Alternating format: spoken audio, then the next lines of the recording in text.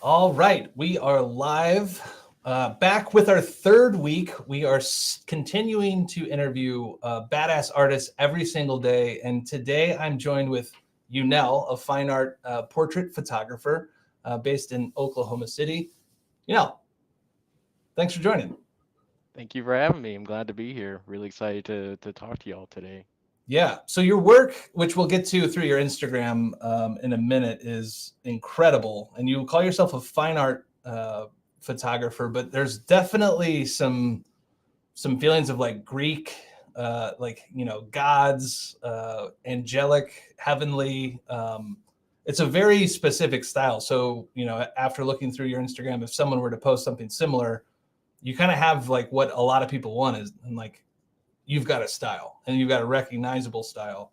So let's start there. Is that intentional, and why you're shooting the content that you are? Yeah, especially the kind of the more Renaissance-y style, the old painterly style. That's a lot of what I was influenced by, especially when I was I've been in art. I've been studying art probably since I was about 5 or 6 years old. So especially understanding the old Renaissance masters, especially how they developed their style with layers, especially all the oil paintings. But on top of that, their storytelling was so gripping, and it's something that a lot of us we kind of associate with really quickly because of the imagery. It's similar likeness. And I wanted to really showcase that, especially the strength of storytelling, the strength of like really dramatic lighting with my pictures. And it's same with them looking, as you will go through, is they look a lot more painterly, more of a painterly feel. I wanted that feeling to look like it's a painting. I have a pretty lengthy time with studying oil painting. I did that for right around maybe 10 years. I've been studying different parts of art, drawing, painting, realism, and I really wanted to showcase that through something outside of just on a canvas. Like especially with this work, I really love that it still gives that same feeling of a painting whenever I am spending probably a year on one piece, but now I can do it in a shorter amount of time. So as a painter, that's awesome that you spend up to a year on one piece. I don't think I would have the patience to do like probably more than a few weeks. So props to that. But as a painter, you have to understand how light works. So did you study lighting first, or were you also kind of into photography and crafting lighting while you were becoming a painter? I started with studying primarily Caravaggio, specifically with the old masters. They didn't have a whole like super expensive lighting setup. They had one window probably in the corner of their house or a corner of their studio, and it was shining right on the model. So you only had very limited resources when it came to light. But you can still, especially with Caravaggio, tell a really deep and detailed story just in the small amount of resources that you might have.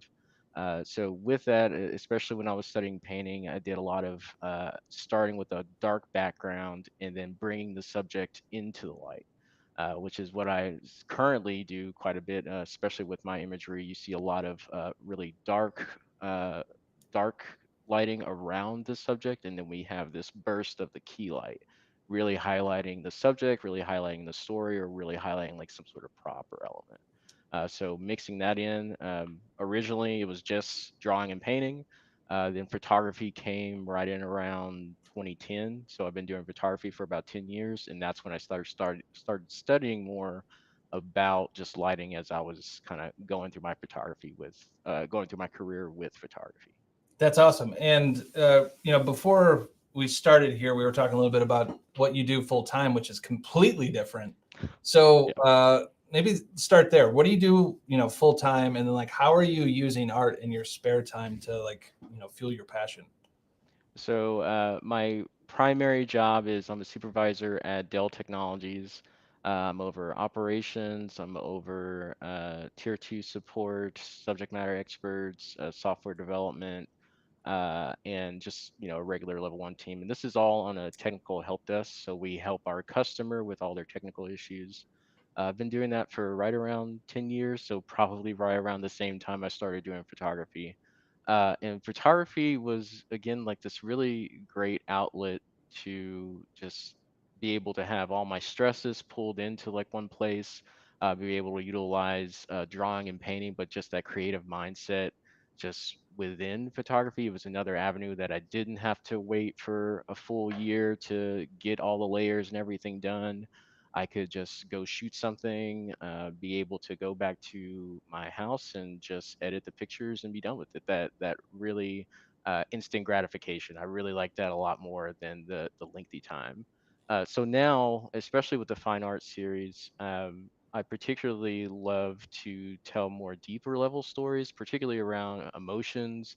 I currently am I go to therapy, I take medication, like I'm really big on mental health and just making sure that I can give people, especially my audience, some feel of hope, especially from the images. We're all dealing with a whole lot, especially since the pandemic, and that was where I could really disclose how I was feeling, how kind of everything around me was kind of coming towards me, and how I was kind of dealing with it, especially when it came to really depression and anxiety. So it really helped me speak. I feel like talk more than what I could in person in real life. Yeah, I love that. I'm a big advocate for going to therapy, and I think everyone should actually do it, even if you feel like you're okay. Like it's good to have someone to talk to, and that isn't your family Absolutely. and friends that you just dump on. So, how does art give you, I guess, an outlet? And like, are your ideas rooted from your painting? Do you feel like you're going to change your style, or are you going to stick with this for the time being? I'm definitely exploring already more outside of this style. So already I'm just trying to see more of like how I can express what I want to say outside of the studio, because everything that I believe nearly everything except for one image is primarily in a studio. So I've been, especially since the pandemic, where we had no choice but to go inside and stay inside. I have really not been able to get out and just try different other just different other settings, different other lighting setups. So I would really love to try to do more with it, be able to say more, and that's where I think also it helps me with my own mental health and like making me stay, to me, happier is whenever I'm creating. Like whenever I'm creating something, I'm able to, let's just say I'm having a rough like couple weeks where my depression's really hard. Like I can fully go through this process of understanding what it is, create a story, and then like have my assistant help me shoot myself. And then, we can tell more than just me sitting in it, me just sitting here going through the usuals with depression and sulking in it. I'd rather kind of let go of it. I'd rather really be more vulnerable with it and share it and express how I'm feeling with my art. Yeah, I love that. So, as someone who has what sounds like a great career, is the goal to like one day, do art full time, or are you pretty much happy with the balance of kind of both? Uh, I eventually would like to do it full time. Ever since I'm gonna say 3 years old, like I knew I wanted to be an artist. I knew that's what I wanted to do. To be able to do that full time would be fantastic. And I love my job. I love my team. It is very complex. It is very, there's always something new happening. And it's also more of a regular paycheck. That's a big thing too. With a creative, especially with a creative career, as most people probably know if they have both jobs, is you don't have that consistency. You don't have, always this paycheck will be here every 2 weeks. It's I have to work my butt off to try to get, me food this week, Yeah. and that's how it's gonna be. And that part of it is what kind of keeps me from taking that super big jump. I have a son, I have an 11-year-old son, so I'm also a dad. So I have like other responsibilities other than just myself. Yeah, I mean, the stress of being an artist can be overwhelming when financially it might not be working out, or you know, it, a lot of our audience are working full time, and honestly, a lot of them don't want to do this full time. They're doing this in their spare time because it's cathartic and it allows them to express themselves. So I love the fact that, you know, you're trying to get there, and you probably will, because your work is amazing. And I feel like we keep talking about it. And I normally wait to the very end to go over someone's Instagram, but I think we should get into it right now because it's so unique. So I'm going to share my screen. We're going to go right into your Instagram. Dun, dun, dun. Share. All right. Okay, sweet. So everyone go follow Eugnell right now, aka Mario Winston. So let's start with your name. You came up with this for a very specific reason online. You want to tell the story of why you're going by this? Yeah, so Eugnell is my middle name. Something very, very unique about it is I tried searching for this a long time ago, especially when I started my business. But whenever you Googled Eugnell, I didn't find anybody else except for myself, which made it very unique, especially when if I can utilize that as my branding, people, if they ever Googled it or utilized it, you know, I would be the one that would show up. So it really helped with kind of driving the more unique aspect of what I was trying to get from my photography and really showcase me that this was, you know, my work. Yeah, I love it. So if you're watching, listening, SEO, when you're coming up with your artist name, if you haven't already, if you don't want to go by your name, search it. And if you don't find it, you can probably more easily dominate that keyword. All right, so we've been starting with everyone's first image here, and it looks like it's pinned. So what's the story here? So this was from it's the Fallen Angel. That's what I use as a reference, which a lot of people might know. It's a painting. I'll have to remember the artist, but we reference essentially this one, and this was when I was in Los Angeles. I frequently fly out to LA and New York, and this was a model. Her name was Alex. So we were wrapping up, I believe, like one of our last sessions in LA with my most recent trip, and particularly Alex really wanted to do this shot. So this was a representation of the fallen angel after God cast down Lucifer. So particularly this with the eye, especially if you go to the details, will show like that really particular stare at the eye. And I really wanted to showcase that drama, the kind of that hurt feeling within the portrait, within her face, and really wanted to showcase our wings. These wings that she's wearing too are custom made. They're real wings. They kind of fold out, made by my assistant Brandy. So being able to showcase off the prop, being able to really represent that painting, that reference painting. Same with the details here, because this is all about 4 or 5 images stitched together. Primarily use Photoshop. So we take one core reference and then we stitch all the other images together. And then came up with this particular shot. I loved how it came out. I loved the drama of the lighting. Really loved what Alex did with the stare within their eyes, and then the same with the tension in the hands as well. Yeah. So when you say you use 4 or 5 images, are you like comping in different, you know, placements of the arms, or is it a background? Like what exactly was comped in? Yeah. So the foot. So usually it's like broken down into different pieces because I want to get a really high resolution shot. So we have the kind of the core shot, which is going to be her with her legs, and then the head, and then the arms. So with her arms, I might have switched it out and had a different shot there. So I did switch out the arms. I got the foot to where I really wanted it to be, so I got a different foot for the original shot.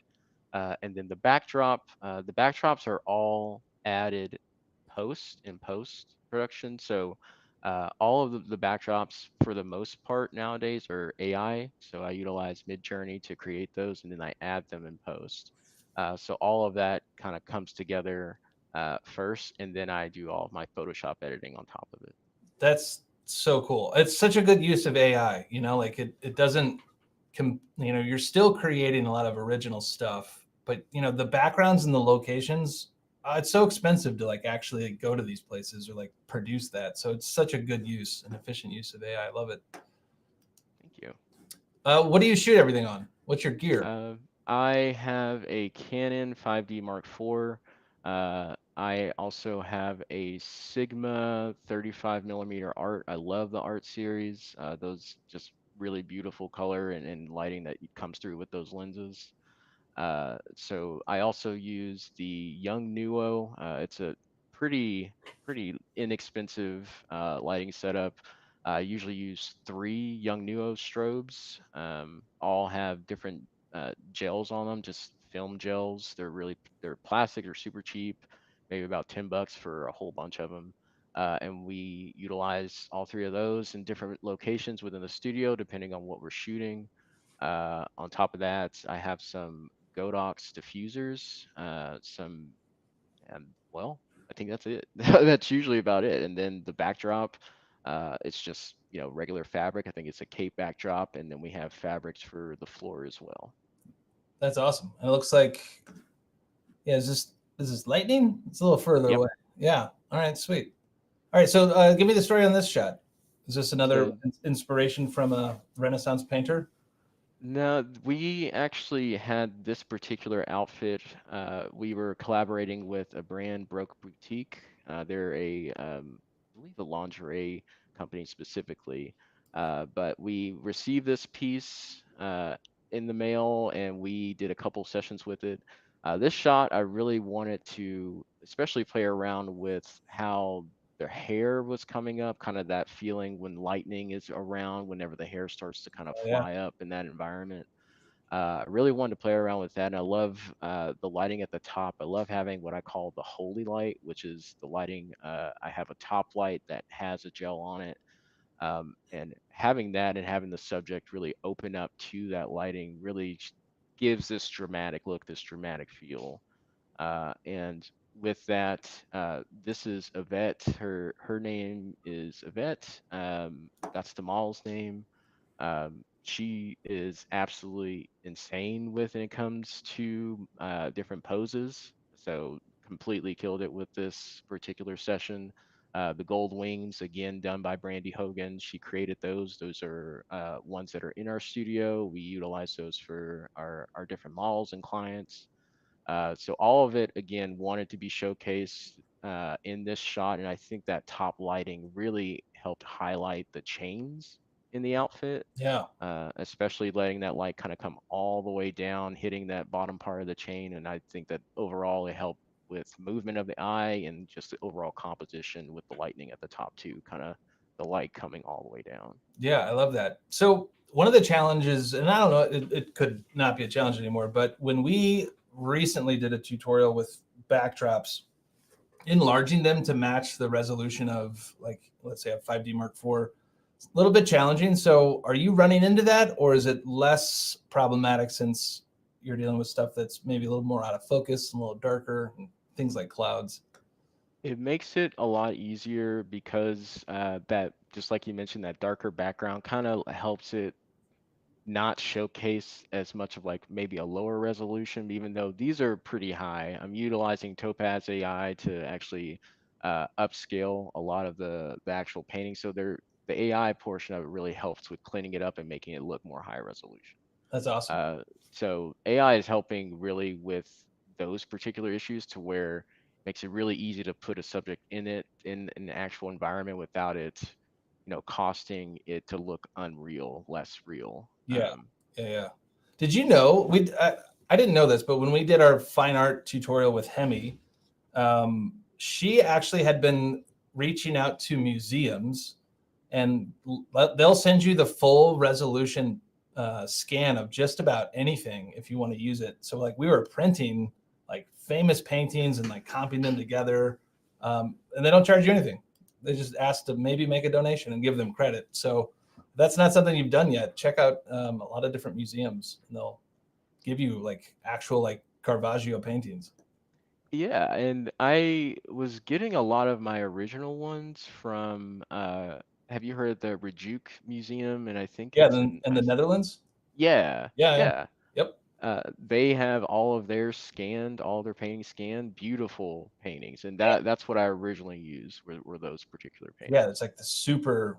I've gotten a few Rembrandts. Hmm. I'm just like, Yep. you're gonna give me the full 300 DPI scan of Rembrandt. Yep, that's awesome. And great to use. Yeah. And uh, this particular shot, I really love this shot. This is my assistant Brandy.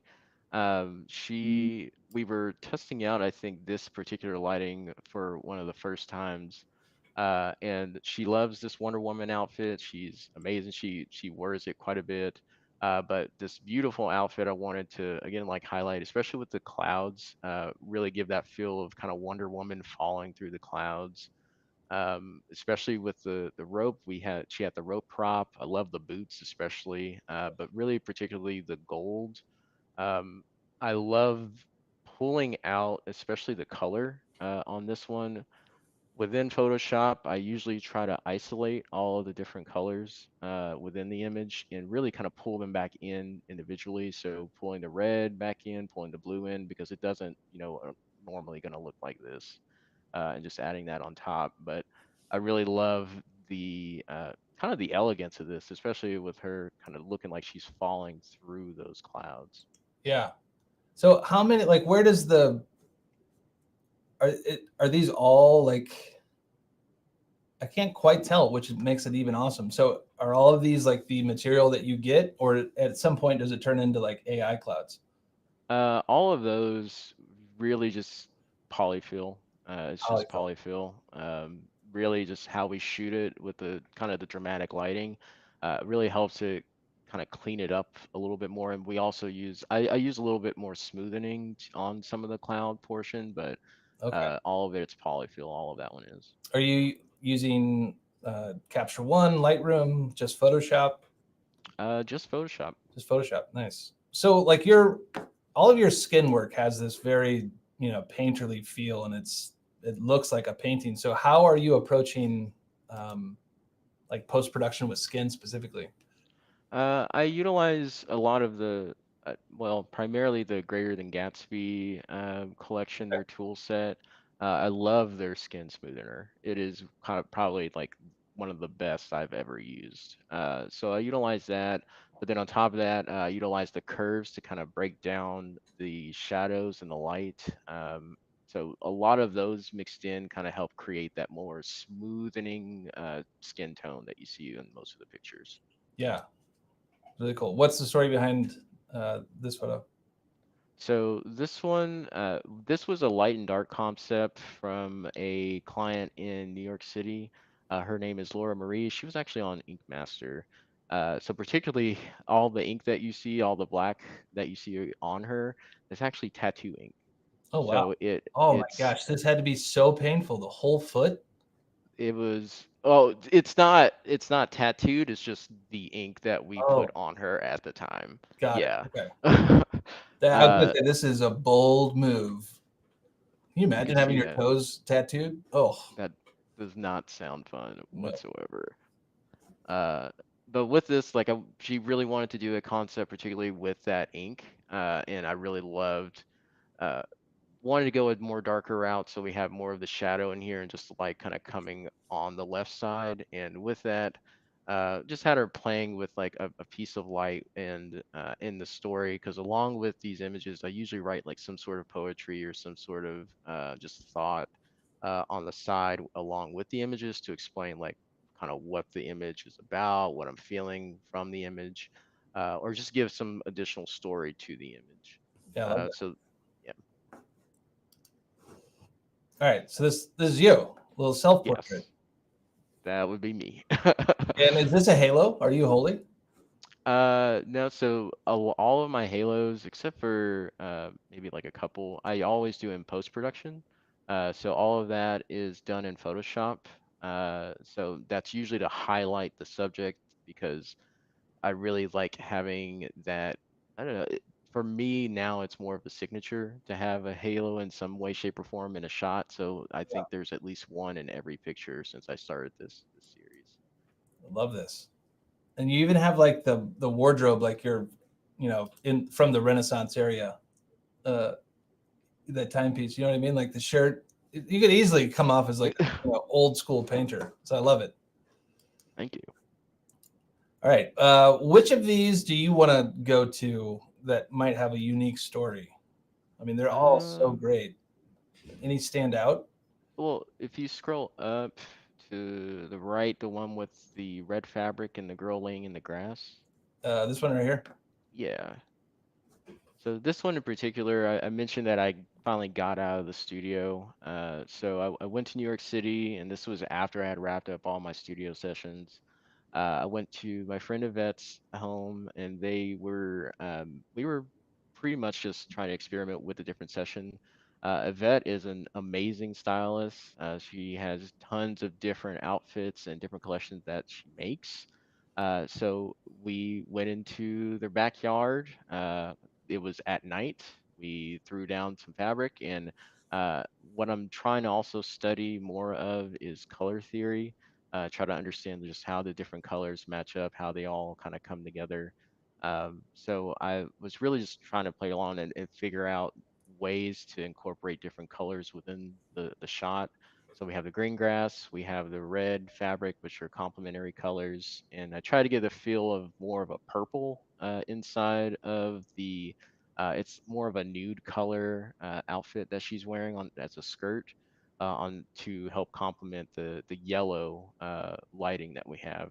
So those double complements I was trying to go for, and really that's what I'm kind of experimenting with now is trying to evolve and figure out how to get outside of the studio and do more outside, do more with more props, and do more just more creative work. I love that. So it sounds like you're traveling quite a bit. I see like New York, and I think you mentioned LA.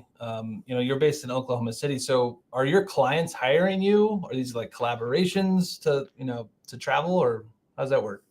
I primarily do have clients in those locations, so I usually book clients in Los Angeles and in New York City. I also go to Dallas because it's pretty close to Oklahoma City, so it's not too far. Um, and then I also work with different influencers or different clients or different designers in all those different locations. So it's great to just work with other people, with other artists, and come up with like maybe a new story or a new concept. So it usually is a mix of both, but primarily they're going to be paid clients whenever I go there. Yeah, I see someone's. Is this AI or photography? So are you getting a lot of people in the comments like saying this is just AI? I definitely have. People really assume that it is all AI. So that's why I try to add like a lot more of the details so you can see that this is not AI. These are real people. I always mention that, I utilize AI. I utilize Midjourney for the backdrops. And then I've been really loving the generative fill that Adobe has come out with. It's been extremely helpful with just my entire process overall. Yeah, But I do get those comments a lot.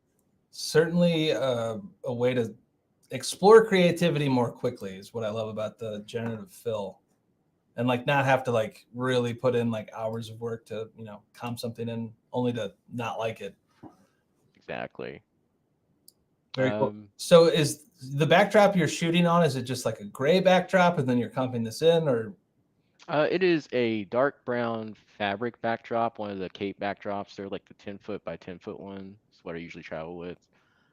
So it's just this huge dark backdrop. So it allows us to, especially with adding the AI backdrop in, what we do or what I primarily do is add a layer, and erase the layer to allow that dark backdrop in, allow those shadows in, which kind of hides a lot of the fabric a little bit more, but also hides kind of the detail of the backdrops because the backdrops aren't going to be, the main thing that I want people to see. I want people to see the subject. yeah, I don't want it to lose any focus from the subject which especially when you think about like maybe the Mona Lisa, where we have like the background was very smoky, was very like blurred out in the background, but still gives that feel of the environment. That's what I was trying to go for. That's yeah. what I usually try to go for. So I think we're pretty much there, but I think in the next year you're going to be able to like swap out her outfit. So do you think Oh, that's going too far with AI? If like you're like, hey, let's add 6 different variations of this outfit and like zhuzh it up a little bit. So if that becomes super available, is that something you would explore? Or you're like, no, that's where I draw the line. that is a pretty big area where I draw a line because that takes the place of a designer. And I don't I think AI is coming up with some pretty amazing things, but I really love the aspect that, this was created by a human, this was designed by a human kind of idea. Clearly there's going to be concepts where, I sometimes I have an Amazon outfit. And maybe I'll change, something along the lines with something like that. But if I still want to continue to work with, real designers, people that are uh, really using these materials, creating these unique pieces, because I feel like that's going to be more unique than an AI developed item. It's just to me. Yeah, and it kind of just takes the soul out of the photo when you're collaborating with less people and you're just like churning out a bunch of stuff that isn't a collaboration. It just kind of feels like cheating. Exactly, exactly. Oh, this one's cool. So here's the behind the scenes. So this looks like a 3 light setup. Yep. Nice. It's like if you pause right there. So with this, I have kind of the I think where is it? The undiffused light on the left side whenever I was shooting there. Yep. So right there, that's usually my key. And just having that, usually with the gel, with the bright gel on it, different gels, you can really do more with that particular one light than probably any of the other two lights. So the other two lights are just fill lights. But I really try to go for the key light and having the subject, whatever is really critically happening from that light, really to replicate that window in the wall kind of thing in the Yeah. studio, like the old artist did. Yep. The streaming in. Love that. Oh, this one's pretty sweet. So is this the same model? Yeah, like Yes. same Yep. lighting setup. I mean, come on. That is like, are you printing this like huge on canvas? Or like, That's No, I'm not. I want to. I definitely want right? to. Would you do it on canvas? Like, I know a lot of people that print are like never print on canvas. I personally like canvas. It's a lot cheaper than fine art printing is pretty expensive, especially to Yeah. frame it. So if you had your choice, are you doing fine art printing? You gonna put it behind glass? Like, what would you do? I would definitely rather it not be behind glass. I like if it's stretched on canvas, but I also like the matte prints with and just like maybe make a custom frame for it myself. Yeah. Uh, but I probably would rather go with canvas because they should be stretched. They should be like on a pretty large scale too.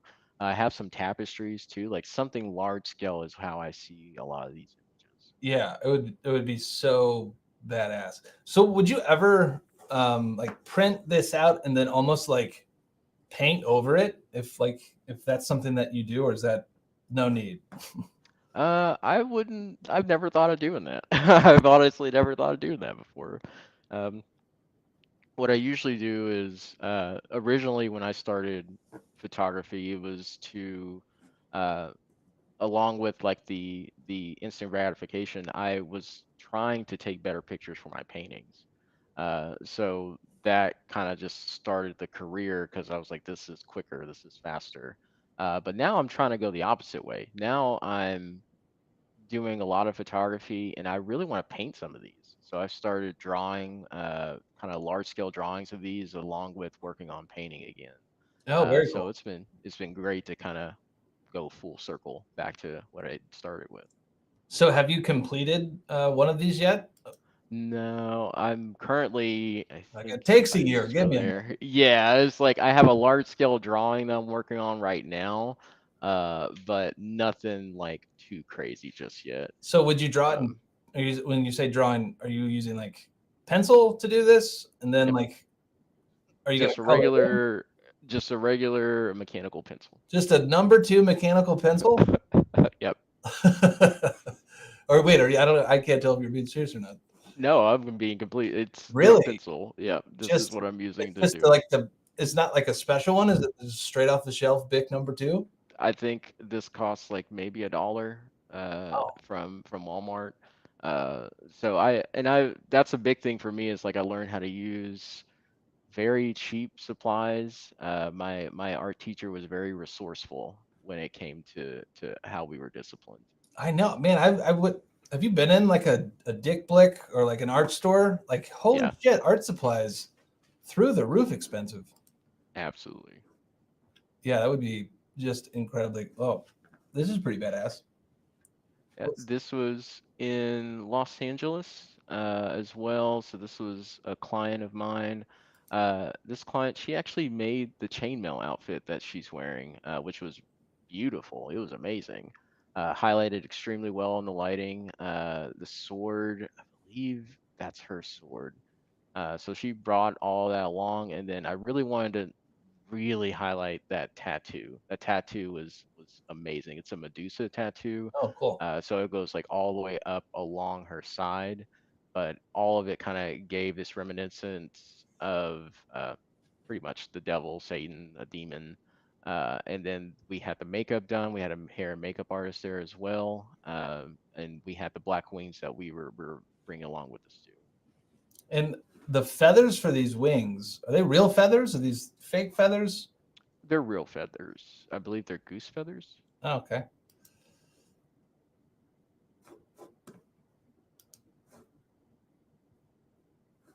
So what's the most challenging thing when you're approaching a shoot like this? Is it like what is it? Like what challenges you the most on something? Um, for me, it's making sure the story is coming across perfectly. That's one element that from the masters I'm really trying to understand and try to do myself.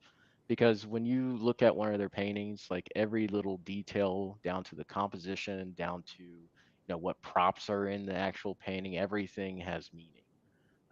For me, my process is usually starting off with the story first, understanding like what we're trying to convey, and then we go through um, the props that are going to be needed. Kind of the what is the model going to be doing? Are they going to be laying down? They're going to be standing up. They're going to be jumping.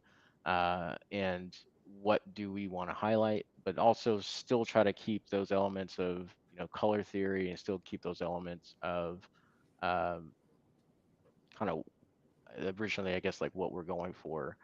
Just keeping all that in mind and creating that harmony with a picture. Like it's extremely hard to do. Yeah. Um, Yep. but a lot of things I'm starting to understand, the simpler the better. When you get too complicated, I feel like the story gets lost. So now it's just, okay, you're laying on the ground. This is Pandora's box because this one I really love. This was particularly Pandora's box. Um, I wanted the element to highlight is the box. Like I want the box to be kind of the big item that we want to showcase. So what do we do as far as posing around the box? What do we do with it? So then we go from there, and that's where this shot came from. So what is the story of Pandora's box? It's something you hear a lot, but I don't think a lot of people know exactly what the hell it means. What is it like when Pandora opened the box, she opened up, I believe evil was in the box. I can't remember, but particularly this box was given to her from someone else.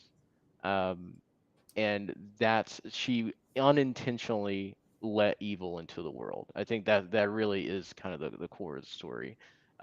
So with this, not really knowing what it is, you're just tempted by the box. So then you open it, and then you release all the evils in the world. That is just kind of showcasing, I don't know, more of you might be unaware of the danger that you're in by what others might be placing you into, kind of Yep. thing. I Gotta couldn't trust not who you open that trust. box. You're telling me like, I would always try to sneak and see what my Christmas presents are like well before Christmas. I would open the shit out of this box every time. Don't trust me with Pandora's Exactly. box for sure. In this particular shot too, so this is a vet, and she created the box. She actually made the box. And same with her shoes. The shoes are all 3D printed. Oh wow. Same with the box from the what is it? They're online. You can actually get CAD/CAM files of all the famous Roman statues, so you can just do Really? whatever you want with them. So like this is 3D printed? The column is not, but the Pandora's box is, and her shoes are. Oh wow. So this was a CAD drawing that you can get online? Yep. And then she put it all together and created the shoes Whoa. out of it. That's dedication. She's incredible. So She's and absolutely incredible. she's a stylist or Prop maker, oh, stylist, photographer, and model.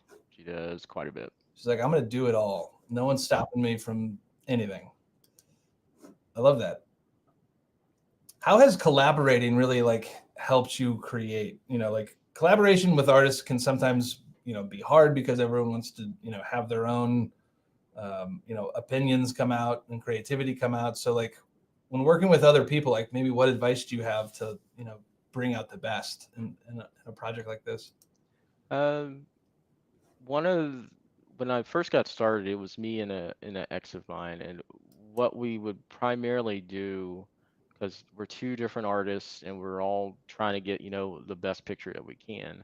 Um, Really, it was nice to give the other person time to create and then take a break and like understand and see that workflow of like what they're doing, and then like kind of talk about it. Like just go through the images, talk about it, see what we can change, see what the other person is thinking.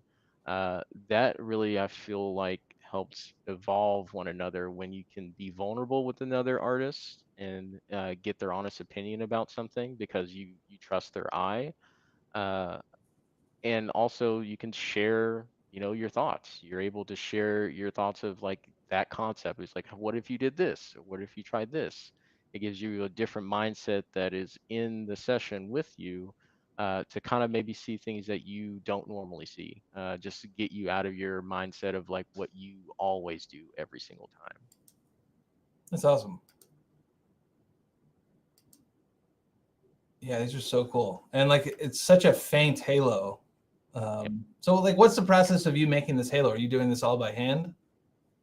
So that, yes, everything is the shape tool in Photoshop. So what I do is usually I just create the circle and then I angle the circle with the shape tool, and I clearly get rid of the middle part and just have the outline filtered. So I pull the color in usually from the shot, from the actual shot. So I'm making sure I get the same colors that are in the image already, and then I just adjust the shape to where it's facing the same directions that the eyes are. So I try to go along the same path as the eyes. Oh, very cool. Looks like you have it down to a science. And have you tried to have Adobe Generative Fill make halos, or are they how bad are they at it? They are working on it. Or what? So halos are a work in progress. They're working on it. They could do penguins real good. I found out. I put a penguin in a family photo the other day, and everyone was like, "What in the hell? There was a penguin there? They killed a penguin." Not halo. They've been great. So if you kind of alluded to this earlier, but if you were to change your style, are you going to have to start a whole nother Instagram account, or are you going to like just start posting a different style of photo on the same one? Um, that's a good question. I haven't thought that far. I think maybe starting another one gives less pressure on it to me. It would be nice to just kind of start over and not really be super just, fine art and Renaissance, maybe kind of do whatever I want. So probably be a new Instagram. How have you like? Do you have a strategy for growing? Your your your following and like kind of knowing who's following you, or how are you growing your Instagram account? Because you've got a decent amount of followers. Looks like pretty good I growth. uh that's where I wish I had more time to dedicate myself to growing more. Um, Primarily for me, it's my primary job, and then I'm a dad, and then like photography kind of comes third. Um, Particularly, what I try to do is post some photography Facebook groups. The people that I usually shoot, they share they share my work, the pictures I do of them all the time. Really just word of mouth. I have some ads going as far as Facebook ads, every once in a while I'll boost a post, so that helps get me some followers. That's really about it. I don't post reels very often. It's really hard to like just sit down and do that.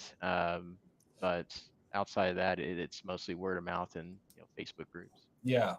So, I mean, some of your work is a little risque, right? With Yeah. excessive skin. So, have you had, any of your posts or account like get flagged? Are you like, you've been in Facebook, Instagram jail yet? I've had a couple of pieces get flagged, which I unfortunately did have to remove. So that does kind of come with a lot of the boudoir sessions, especially. So I have gotten flagged just a couple times, but nothing crazy. They usually forgive me, and like they go and I request for them to just take another look, and they usually approve it, and it's fine. Yeah, But the manual review, like everyone's like getting taken down usually by a bot that just like machine learns what excessive skin is, but it's such a weird like where do they draw the line and what does and what doesn't? Because there's some huge accounts that like it's basically porn. yeah, They never get flagged, and it's like this doesn't seem fair. I definitely have seen that, and then we have to just clearly go through a lot just to make sure we don't get flagged at this point. But it so far it's been all right. Nice. So when you do you have a strategy when you like boost a post? Are you boosting locally? Are you just boosting worldwide? I primarily boost in areas that I am planning to go to again, or so it's usually going to be LA, New York, Dallas, and Oklahoma City. Nice. So do you do any teaching? Are you gonna have any workshops of how you're creating these? So I'm sure that would be Um, super popular. I have had one so far, I learned from that particular one of what I need to do next.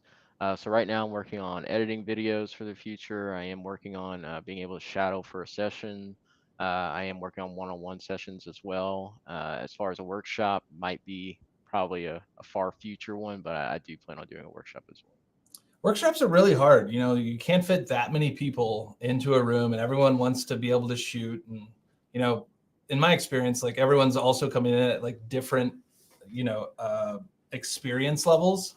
So like having to cater to that many people in like such a short amount of time, like teaching workshops is really hard. So props to going down that road. I love it. Absolutely. But it's great to see whenever you show somebody the process is what they do with it. I love being able to also evolve more myself because I don't always feel like there's more for me to learn. So it's great to teach others, see what they do with it, and see like if I can learn from them. Yeah, I love that. Jake Hicks taught two of our colored gel workshops. He's kind of the king of colored gels. He said it, pretty bluntly. He's like, I'm going to tell you exactly how I do what I do, and you still won't make stuff that looks like mine Yep. because there's so many creative decisions that you have to make that even if you know the recipe, you're going to put your own spin on it most likely. And I'm sure some people copy others just to like, say that, that might be their style or just to see if they could do it. But ultimately, at the end of the day, like you're going to have your own interpretation of whether it's the styling or the lighting or the post production. There's just too many decisions to be made from like the initial idea to final delivery that make it your own. So I love the fact that you're very specific on your style and keeping that consistency is really hard to do. I agree. It's nice to also kind of evolve with it too, because through that, especially if you're just trying to, better your current process, better what you're doing now. I don't know, it's just now I have gotten more ideas. Now there's more stories that I can start creating because I've learned over time and stuck with the same thing, more consistently. Yeah. So I'm really, it makes me more excited about the future with the work as well. Just continue creating. So if you had a budget, let's say of 10 grand, what would you shoot? So is there something now that's like limiting your ability to create, or is it really just your ability to come up with it? Um, Definitely not my ability to come up with it, and more of just like the ability to actually, get the place, the location, get the props that I would really want. But there's the quite a bit that I could do with that kind of budget. It'd be great. So being able to get the studio location, be able to get everything that I need, the amount of models, and like the whole thing designed out would be no problem. To me, would be no problem.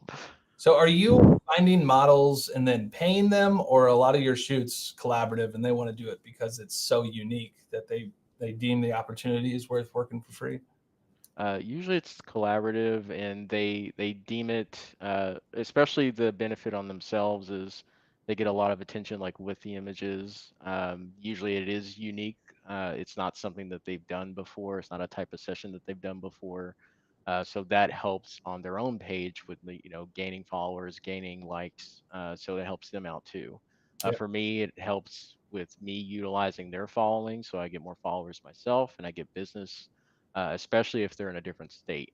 If they're in a different state, that helps with, like, let's just say my TFPs that I do in New York City, they will help advertising for whenever I'm going there to make sure that, I get clients whenever I go there, so I get paid. Yeah. So what tips might you have for someone who might want to like reach out to whether it's models or prop stylists or hair and makeup? Like what's a great way or recipe for them to say yes?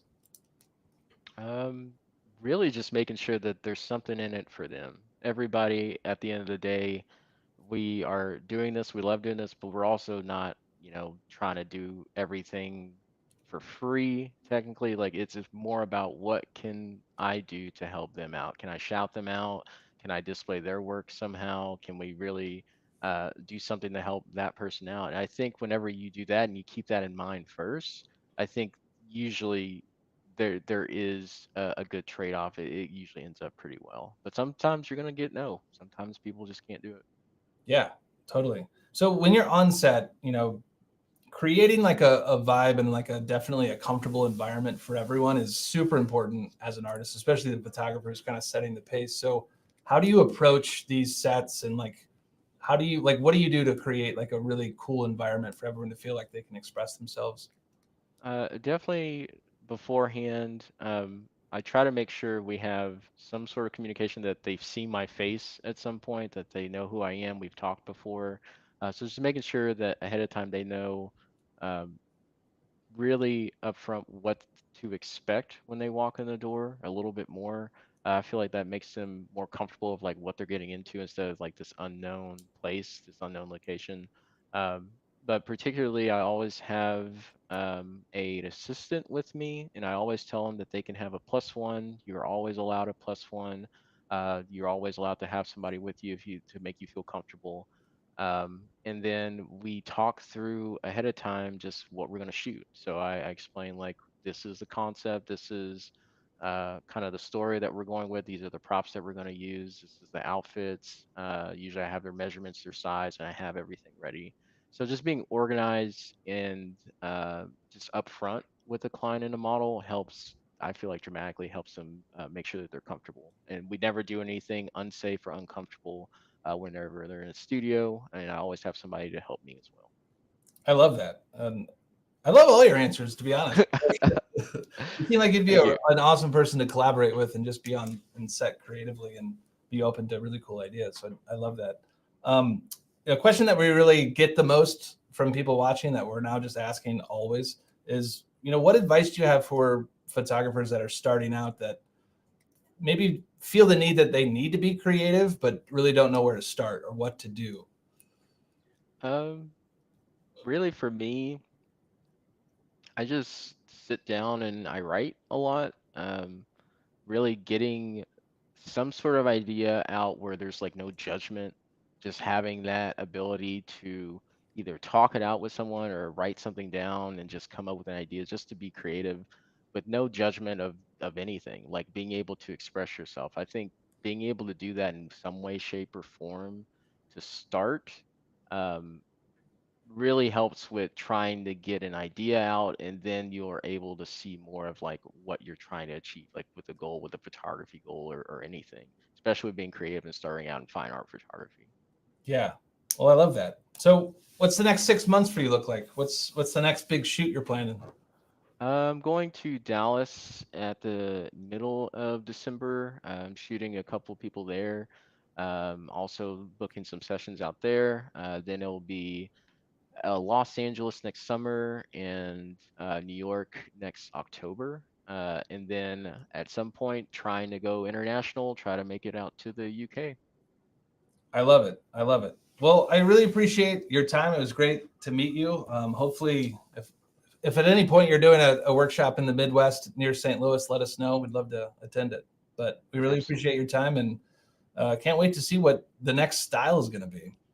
Yeah, excited to show everybody and just ready for the future. Outside of your Instagram, which is at Eugnell, where should people go to see more of your work? They can also go to my website at www.unel.com.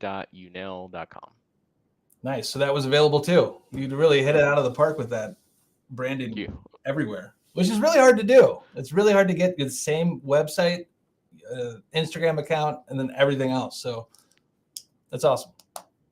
Helps with Googling it first just to see like if it's out there. It definitely Yeah. helps. Hell yeah. All right. Well, everyone, thank you so much for watching. If you guys have any questions, make sure to follow Eugnell on Instagram, and we will catch you in the next episode. Thank you. Thank you Peace. for having me. Thank you.